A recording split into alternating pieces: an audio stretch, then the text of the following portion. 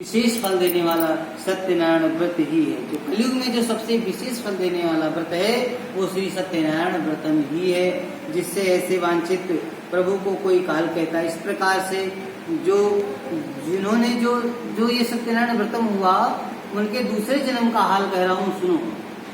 उनके दूसरे जन्म का हाल क्या है कि शतानंद जो महान विद्वान थे, दूसरे जन्म में सुदामा नाम के ब्राह्मण हुए। सुदामा को समझते हैं आप? सुदामा नाम के ब्राह्मण हुए। भगवान कृष्ण की भक्ति करके दुर्लभ मोक्ष को प्राप्त किया।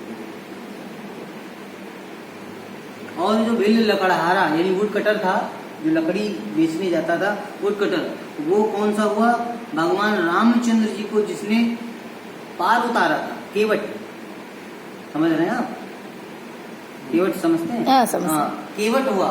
और केवट ने भगवान राम के चरणों की धूल और उनको अपने जल में चरणोदक बनाकर खुद पिया, परिवार को पिलाया, भव सागर से पार हुआ।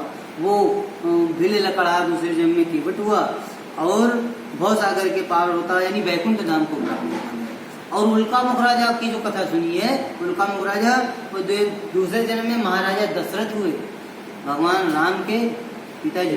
हाँ, महाराजा दशरथ हुए। उन्होंने भगवान रंगनाथ का पूजन करके दुर्लभ मोक्ष को प्राप्त होता गया। और जो साध नाम का जो कृपण यानी कंजूस वैश्य था, वो महाशुद्र मौरध्वज राजा हुए। मौरध्वज की कथा सुनी है आपने? मौरध्वज राजा की कथा सुनी है? मौरध्वज जिन्होंने अपने बेटे को आरे से टू पार्ट किया था, भगवान ने उनके एग्जाम लिया, भगवान ने उनको भी वैकुंठ धाम दे दिया। वो मौरध्वज राजा की कथा है। और जो वो ग्वाल बाल थे, दूसरे जन्म में गोप लोग बने। और जो तुंगबध्वज नाम का राजा था, वो दूसरे जन्म में स्वयंभू यानी मनु महाराज, जिन्होंने भगवान संपूर्ण भागवत की कथा सुनकर मोक्ष को प्राप्त। इति श्री स्कंद पुराणे देवखंडे व्रतकथायां पंचमो अध्यायः। बोलो सत्यनारायण भगवान जय हो।